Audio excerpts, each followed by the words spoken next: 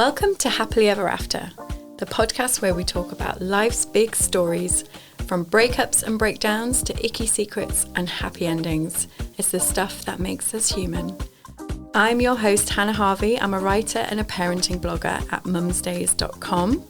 I'd be really grateful if you could subscribe and leave a review because it basically means more people can find the podcast.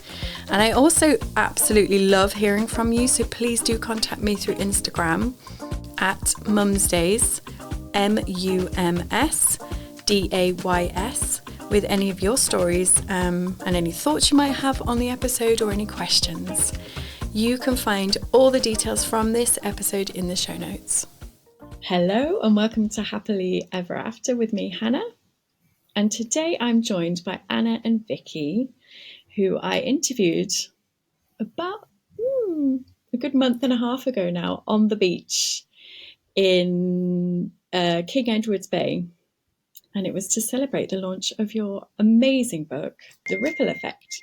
Yeah, and what a morning that was, wasn't it? It was quite an exciting morning. Yeah, it was incredible. I'm trying to think. It was before Storm Babbitt, so we can't blame her.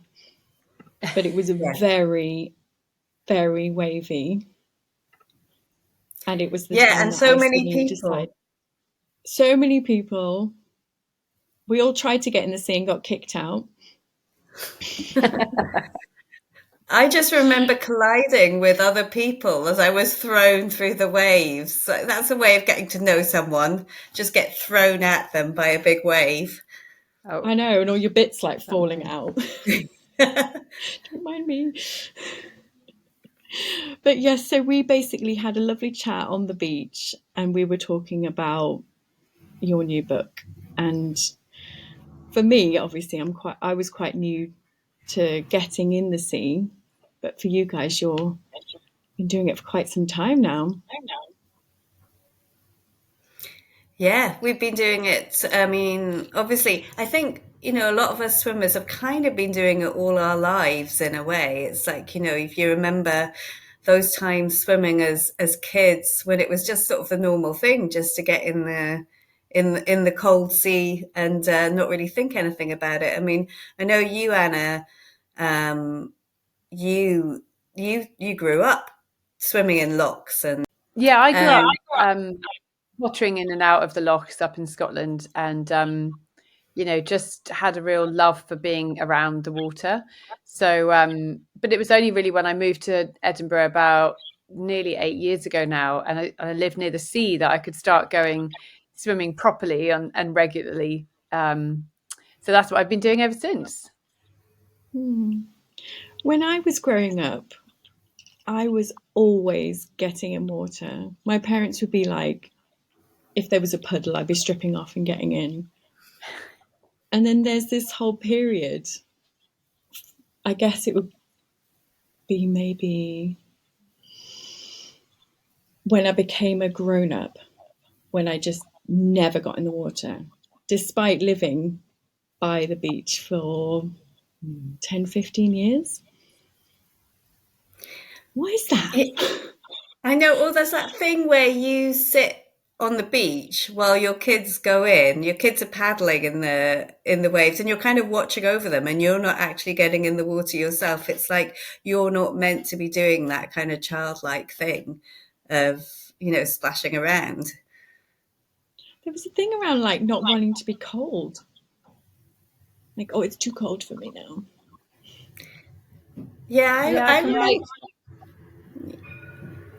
Yeah, go on, Anna. What were you going to say? Oh, sorry, we've got a weird delay, so I'm not sure if Vicky's about to. Sorry, carry on, Vic. I was just thinking that in my sort of early 30s, around about the time that I had my kids as babies, that I did get it into my head that the water was too cold for me, and I didn't buy a wetsuit. I think my mum gave me one that she'd got in a charity shop, and I became convinced that that's what I needed. And which was sort of, and I kind of knew that was wrong. I remember at the time thinking, what's wrong with me? Why have I gone this way of thinking that I can't just get in that cold water? Mm. Do you have any experience in this, Anna, or did you just keep swimming throughout? Oh, definitely. Yeah. I mean, I think I always remember, even in swimming pools, I'd go to the swimming pool with my kids and they would be like, Mum, you never come in the pool anymore. Why don't you come in the pool? And I realized that I was just feeling really like kind of body conscious and not wanting to go in a pool. And just, Mm. I think as well, realizing that like with swimming pools and the thought of swimming, I felt quite stressed out by the idea of swimming pools and the smell and the echoing, and realizing that I actually find the environment of a pool quite um, unpleasant. Like I really just don't like being in swimming pools. And I think because I was living in London for many years, the swimming pool was where you would go to swim.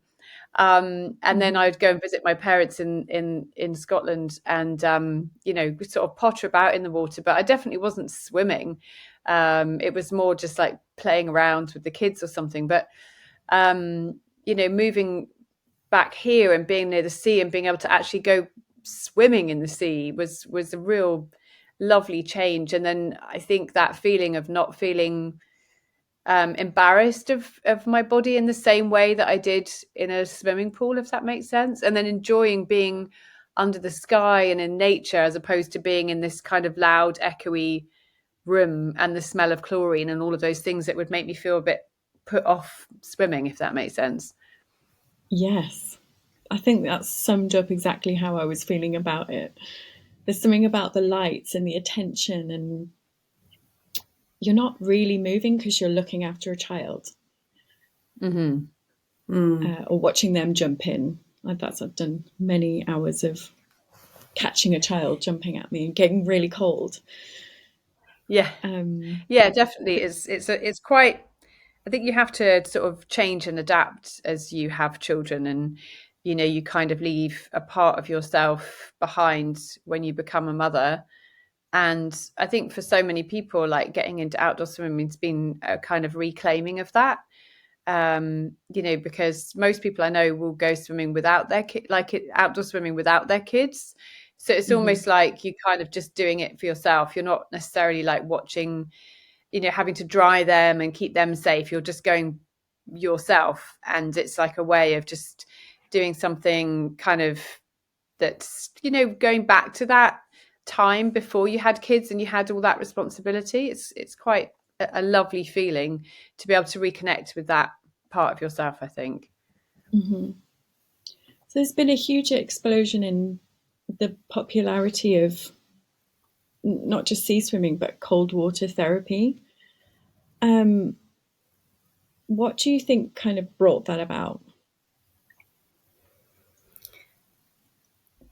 Shall I say? I mean, obviously, there's two different things you're talking about there, and maybe there's slightly different reasons for each of them. But the swimming thing, I mean, definitely we talk a lot about the fact that it was COVID and people needing to, finding themselves a bit trapped. And, if they did have water that they had access to, not everyone did. This was one of the places in which they could kind of escape. And at the same time, people found this enormous connection with nature around about then. So I think swimming, the rise of swimming definitely connects with COVID, and it was already rising, but that happened during that time, and in the book we've kind of also charted all the different sort of support groups and how people found support in that. But cold water stuff, I think that is partly because, first of all, people tried it and found that they did get something out of the cold water thing, but it's also because people have been talking about it and how good it is. So we've got Wim Hof, we've got all these different people saying, have a cold shower, get in a cold water tub, get in any kind of cold water and get that cold water shock and all that kind of stuff that goes on with the dive reflex and the vagus nerve. People are talking about all these things. So I think that is also one of the things that has driven that. It's trending. Yeah. I love the fact that you cover so many different communities, like different reasons that people have come together. So it might be, say, an addiction group, or it might be a group of new mothers. Like, there's all these different reasons that people are getting in the sea, but they're still doing it. And some of them are like, it's the best thing ever. It's going to solve all your mental health issues. And then you've got the other side that are like, it's nice, but it's not the only tool. And you get other people who... Yeah, sorry, go on, Vicky. I was going to say, you get other people who just say, you know what, I just go in because it's fun and I love it. You know, who say, you know, forget about whatever anyone says about the benefits. I just have a good time when I do it. My experience has been that everybody I've met who gets in the sea has something that they're working on. Like, everybody's got their story that's led them there. And it's almost like, I said this to you at the event, it's like the sea finds you sometimes when you're in those moments of real searching. We touched on grief, for example. Like, I think, Vicky, you were saying that's partly how you ended up getting into cold water. Is that right? Yeah, I mean, definitely there's something that happened for me when after my brother died, where I was swimming a lot in Ireland and this particular loch, and it was it really, really helped me. And so even though when I came back from there, it's not like I really started regular wild swimming. It took me a while to do that. It, you know, I had that memory and that feeling that there was something there, and you know, that it was helping me process something and also feel connected to my brother. And you know, I still have moments of that. And just recently, I also went for a swim with a really good friend, Bryony, who originally was someone that I really started my regular wild swimming with, and she'd gone really, she said to me, you know, I really want to go to the sea, go swimming, because her mother had recently passed away. And someone had said, you know, a friend of hers had said, take your salt tears to the sea, almost like you can let the tears mingle with the sea. And and we recently went for another swim after her dad passed away as well. And it's, you know, it's, so that's one form of processing. It's a kind of emotional processing. Why did you start getting in the sea again, Anna? Well, like I said, I moved back up to Scotland, and so I was able to kind of get in the sea more regularly. And it started off going with my cousin, who lives a bit further down the coast, and we would just get together, and she's an artist and I'm a photographer, so we'd go on these, we still do it, but we struggle to find the time a bit at the moment, but we go on these lovely long kind of nature walks where we just kind of go and we get inspiration from what's around us, and then we'd always finish with a swim. So that was kind of the beginning of it, because, you know, I moved here and I didn't really know that many people, so, you know, she was a real lifeline for me at that time, and swimming was kind of linked into that. But then I realized that wasn't going to be enough for me. I needed to go to the sea more. So I kind of joined a Facebook group and started going regularly. And so that's sort of how it began. But when I was doing it, I was realizing that actually a lot of, you know, kind of anxiety and stress that I was feeling sort of did dissipate when I was in the water. And, you know, I'd get such a sort of buzz from it and felt like I'd done something amazing with my day, even if really the rest of the day was pretty boring. I just felt like there was a little bit of epic every time I swam. But also it helped a lot with things like joint pain, which I'd really struggled with. And At times it's been really debilitating and I've had to sort of stop work for chunks of time and things like that. So I found that the cold water was really, really helpful in that sense. So, several different reasons really, but, also as a photographer and as a creative person, just going to the water and seeing how different it is every time and watching the birds and being in nature was, really important to me. And the older I get, the more I realize how much of a lifeline it is for me being able to get outside into nature. Even if it's just very briefly, it's a complete kind of reset button. Yeah. Yeah. So after you guys came to the beach, I was on something like a 21-week streak of getting in every day. Amazing. And then there was something about, so the day before you came, I got stuck in a riptide. That freaked me out. Terrifying. And then the day we all went in the sea, it was just kicked you straight out again. I grazed elbows and I was like, oh, I think I might be done. So I stopped getting in, and the result is I now have burnout. I'm not surprised. At the point where I'm going, I need a break. And I think partly it's because I stopped doing that reset. Yeah. Of, that pilgrimage of going to the sea and having that moment of like wonder. There's something bigger than these tiny problems that I have. Yeah, and you kind of thought, I don't need that anymore. Yeah. I thought, I've learned all the lessons. I go through phases as well, Hannah, of swimming a lot and then having phases where I don't swim very much.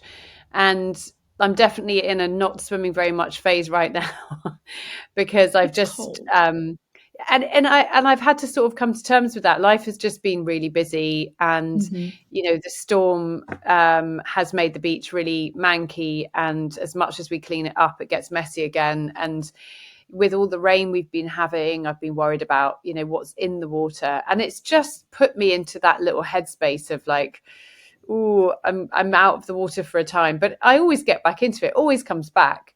It's always there waiting for me when I'm ready, But sometimes it is, I think, quite good to take a break, and it makes you realize, how much you do enjoy it. But if you're kind of forcing yourself to go every day, it does take a bit of the spontaneity and fun out of it, I think. And, I've done those challenges, not as intense as you, but where I've swum every day for a month or something. And I find that it's too much for me. Like I'm completely burnt out by the end of that.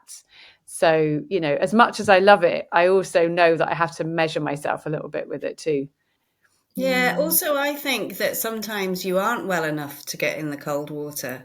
Recently I went up to Loch Torridon, and I was, it was really great because it's a really remote area. The water's beautiful. The weather was amazing, but I had a cold, and I was like, I can't not go in. And particularly there was a group called the Diabeg dippers who were swimming, and I was like, I've got to join. I just felt like, it was irresistible.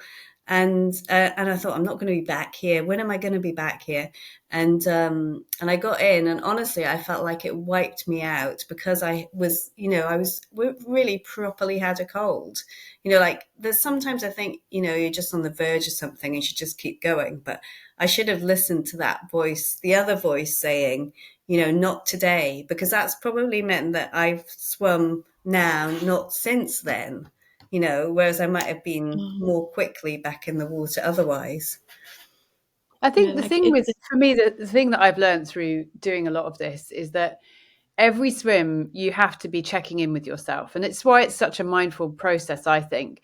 You have to kind of know where you're at, what you're coming to the water with. Like, how did you sleep? Have you eaten? Where are you on your cycle?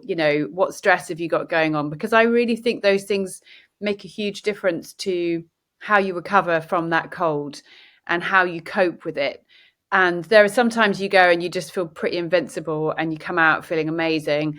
And there are other times where, you think, actually, like when I came to you, actually, when we did the swim with you guys, I just had some really bad news before we did the talk, and I knew that I wasn't up for getting super cold, because I was already feeling kind of a bit of shock and quite cold in that moment. And also the sea was wild, and I felt like I don't need to be buffeted around any more than I've been buffeted around mentally this morning, and so I think it's really important as well, just in terms of like knowing yourself, knowing what's good for you, and actually when to step away. And I think it's quite, like Vicky said, I had a swim with my cousin and I hadn't seen her for ages, and we'd went to this beautiful spot and it was such a gorgeous beach. There was nobody there and I was so looking forward to it. But I got up to my knees and I just went, I just don't want to do it. And it was really unusual. And she was like,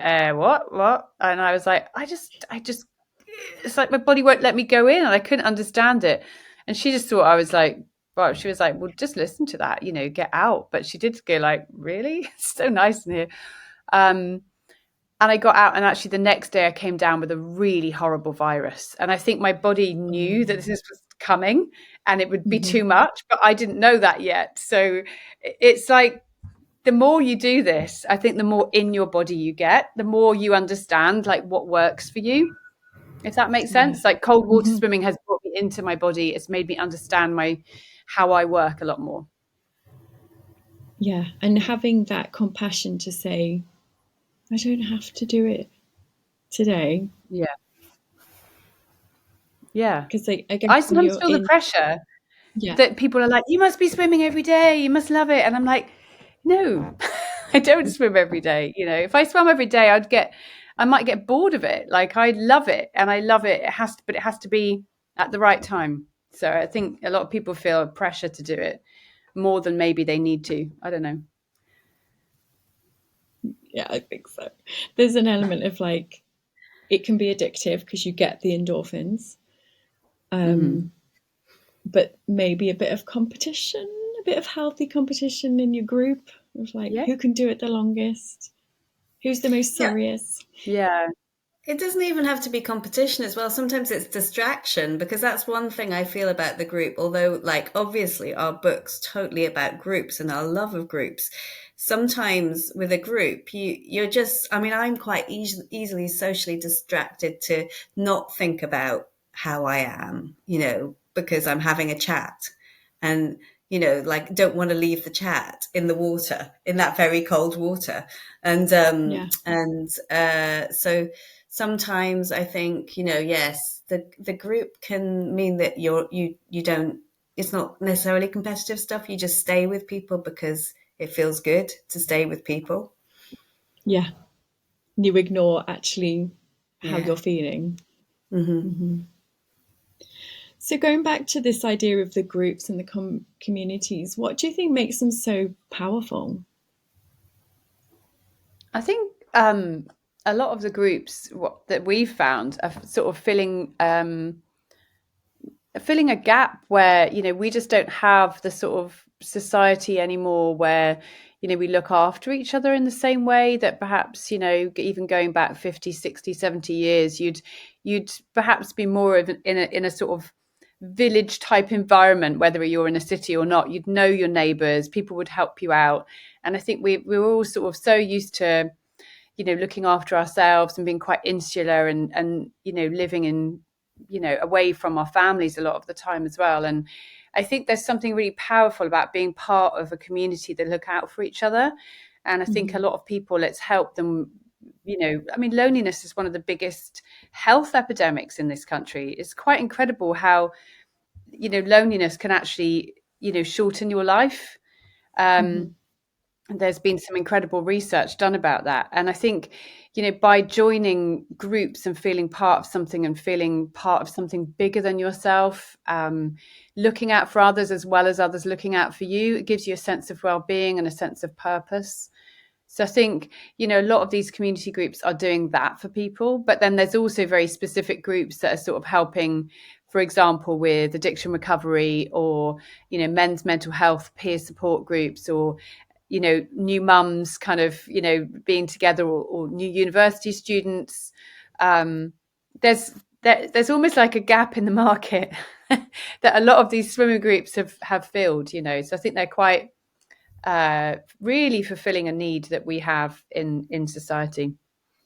Yeah, and there's probably other ways in which some of those groups are coming together through other activities, like whatever, like the men's shed movement or whatever it is. Yeah. But swimming has been a particularly powerful and growing way of coming together. And really, one of the things that there's a guy called Mike Morris that we interviewed who's from Chill Therapy, and he's part of a kind of program of supporting particularly in fact he created this program for supporting people with depression going into water, and he has this whole kind of theory about how enormous we're kind of going through a cold shock together and how enormously bonding that is, and that to go through something physical together is bonding in a different way from, say, I don't know, just I mean, maybe, obviously going for a drink and getting very drunk together can be really bonding in another way.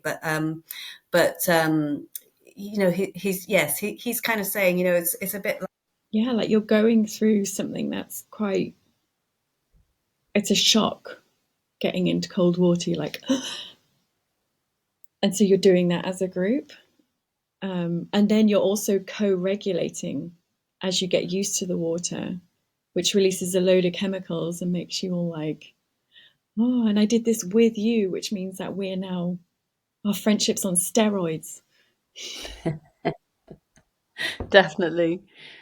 And the chats you have in the water, it's like, what they say, in the water stays in the water kind of thing. And it's so true. You have these real deep and meaningful chats often with people that you otherwise don't really know that well. I mean, I've certainly had some incredible chats with people I've never met otherwise. And it's a lovely way to kind of really connect with people. It's a lovely medium to do it through. Exactly. What do you think is the biggest threat to these communities? the biggest threat. Yes, I mean, I think you mentioned that when we spoke before, and I mean, I guess like there's various issues with the communities. I think one of the things is that obviously, I mean, Anna will talk quite a bit about the fact that before COVID, there was or during COVID, sorry, during early COVID, some of the groups felt really big and bonded and like they were quite central on the beach. But now so many people are coming, the communities are sort of splintering a bit, which I think is what happens when you get a really big community. So it's not always, we have got groups in the book that are one big mass, but actually it seems like a lot of the nature of how communities are becoming is that they're smaller groups, little WhatsApp groups and things like that. They're a bit less easy to discover. I mean, obviously something like Dip Club, which we met at, is an amazing example of a big community that is really bringing a mass of people together. I mean, But I I don't know if also that's think, I think on that note, that the thing that I worry about, and I did speak to the girls at Dip Club as well, is this whole thing of safety and feeling like if you're instigating a swim, even if you've said to people they have to be responsible for themselves, then if something happens, are you liable? And the problem with organising, we've done lots of big kind of swim events for charity and things like that and book launches. And there's an element of, everybody's, for a long time, the sort of advice on the Outdoor Swimming Society was just to say everyone has to sort of agree to swim at their own risk, and that was enough to cover you. But, recently at the International Women's Day swim we had up here in Edinburgh, I was advised that actually if anything happened to anyone, because I'd invited people to swim, if something happened, I could be liable and their family could sue me. And I was like, this is new. So the thing that I worry about is, in a way, yes, it would be good to get some legislation, but at the same time, that would just completely destroy the kind of spontaneity of it all. And so I worry that the bigger it becomes, the more it's going to become an issue more and more. And will they try and put red tape in place to say, if you have a group, everyone has to sign this, you have to do health and safety checks, you have to do waivers, you have to do, all of these things, which would spoil the joy of just getting together informally and swimming. So that is something I think is a very real threat. The bigger this becomes, will beaches or lake or loch owners decide, actually, if people are going to swim in my body of water, then I want them to sign things, I want them to pay, that sort of thing. I do think that is potentially a big threat to the freedom we currently have.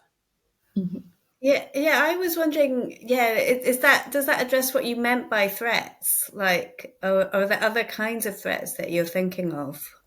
Or Like, you didn't answer all of my takes. No. yeah, but I mean, it's just like, it's an interesting question. Like, I don't think we've ever been asked it before, and No. and so it's why kind of we kind of don't necessarily have an immediate answer. It's an interesting thing, and like, I'm thinking, what are other threats? Well, there's the things to do with pollution and stuff like that, but that actually also brings communities together to sort of fight for waters. So there's in terms of actually threatening the communities, I'm not sure it's doing that. I suppose, like, when there's been a massive downpour, as a community, you have to say it's not safe for us to swim today because there's pollution. But yeah, I think the whole idea around legislation and making sure people are safe and who is liable is going to be something that these communities just have to deal with. Like, since you've came to Dip Club, you now have to sign on before you go, and they have to take a register. Right. And that's quite rare. That's interesting. That's a lot of groups are not operating like that. They're just kind of winging it. So yeah, but how do we learn from it? By something awful happening? Or yeah. But yeah, it takes away from the problem is, for some, it puts me off organising something. Like, it's making me question whether to do an International Women's Day swim this year, even though we've done it for years, because my fear now is, if something happens, is it down to me to have to deal with it? Is it me and my family and my home that will be threatened by a public lawsuit? I'm not willing to take that risk. So these are the things that I think there's not enough clarity on it, but I also don't want to push for clarity, because I think if we push to get some kind of legislation, then it will mean that we all do have to do that, sign in, sign out, and then who's responsible, and getting lifeguards and kayaks, and it just feels like a massive extra thing, and it does take away from the kind of spontaneous nature of it, which is what's drawn me to it in the first place. Is like enough red tape everywhere in everything else. Like, it's the one thing that's kind of like spontaneous and joyful, and I don't want to have to sign a piece of paper to say I'm doing it, if that makes sense. Get checked in and register. I know, but I can see why, for example, Dip Club would do it, because they are hosting this big group, and it has got very big, and I totally see why they would do that.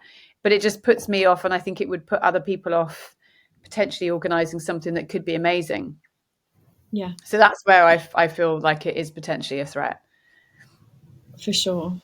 Like, we're coming up to Christmas, New Year. That has always, forever been a thing where people put on Santa hats and get in the sea. Yeah, the Looney Duke that we have here. And there was, I mean, there have been years when it was organised in Edinburgh by the people who were organising the Christmas and Hogmanay events. But generally, historically, it's just been this free-for-all that people just do, and no one's particularly even organising it. It just happens. And I guess when it's something like that, when there's no leader, it just happens. Maybe there is no question of liability.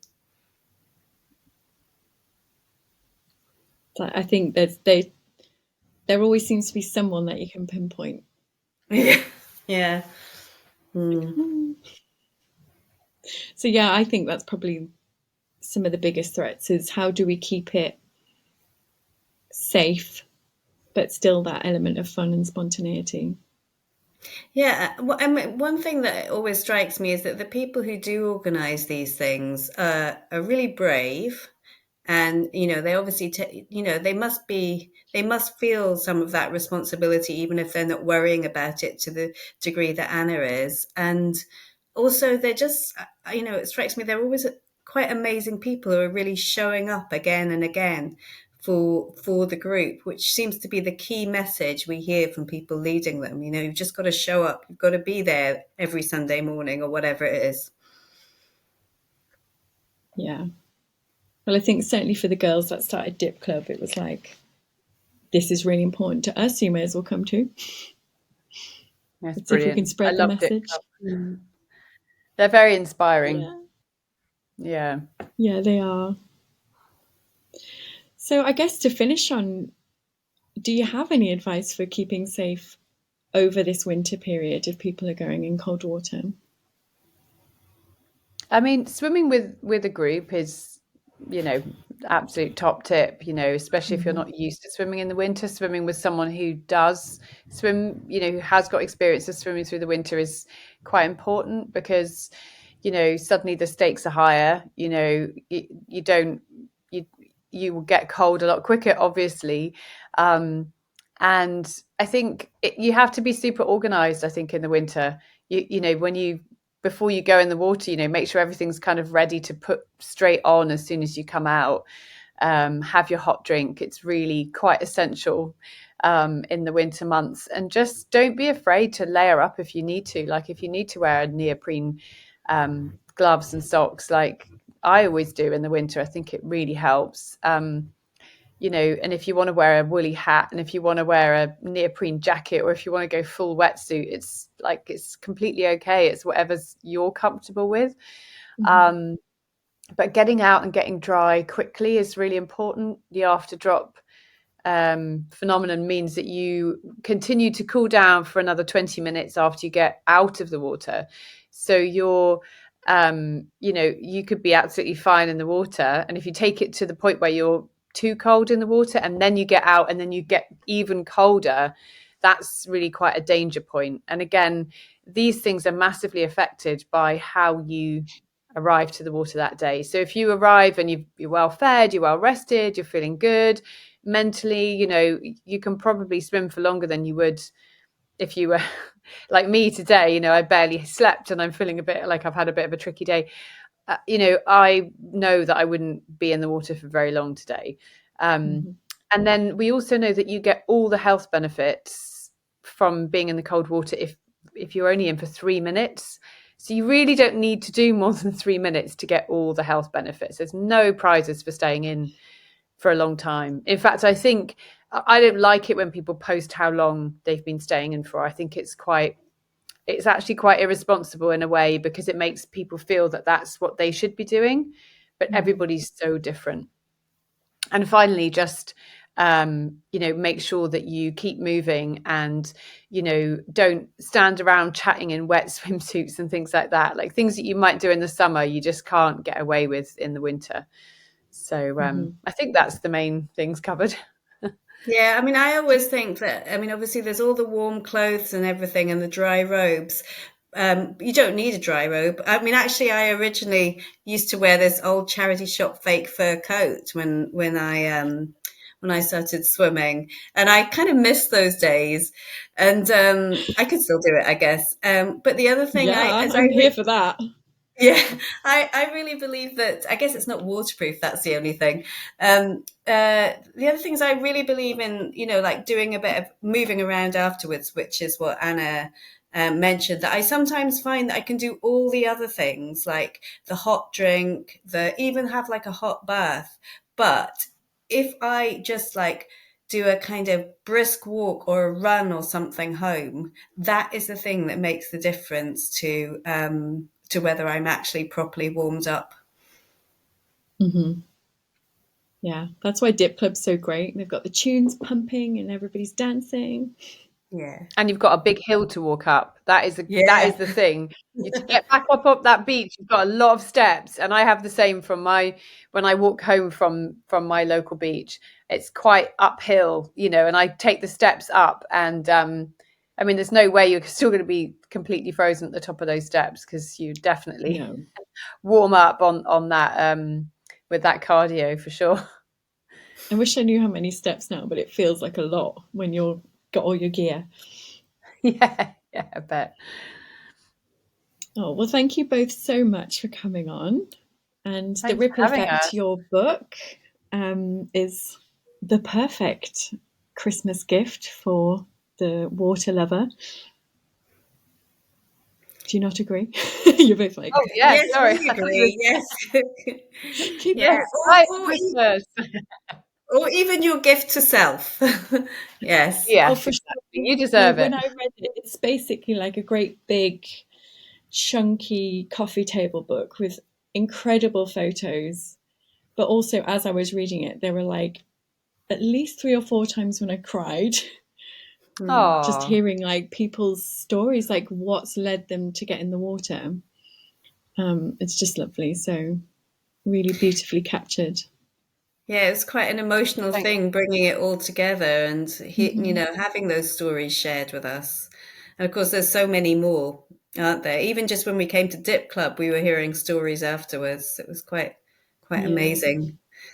Well, thank you so much for coming back and speaking to me. I really appreciate it. And I hope you have wonderful Christmases and a break now. I believe you've finished your book tour.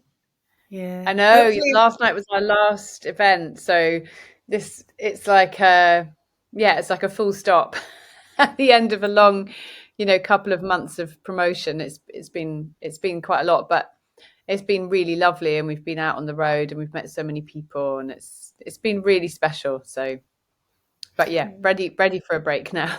Yeah, and we'll have to come back to Dip with you again, Hannah. We'll have to organise that somehow. Oh, I'd love that. When That'd it's less stressful. Nice. Yes, slightly less waves this time, perhaps, and massive storm. Yeah, how about the summer? Yeah, why not? Well, thank you both. Bye. Thank you so much. Thank you so much for having us. That's lovely. Thanks. All right then, thank you so much for listening, and I'll see you next time for another episode of Happily Ever After with me, Hannah Harvey. It would be wonderful if you could leave a review and subscribe. And of course, if you have a friend who might enjoy this episode, please do pass it on. For anything else, you can get in touch with me either through Instagram @mumsdays or my website mumsdays.com.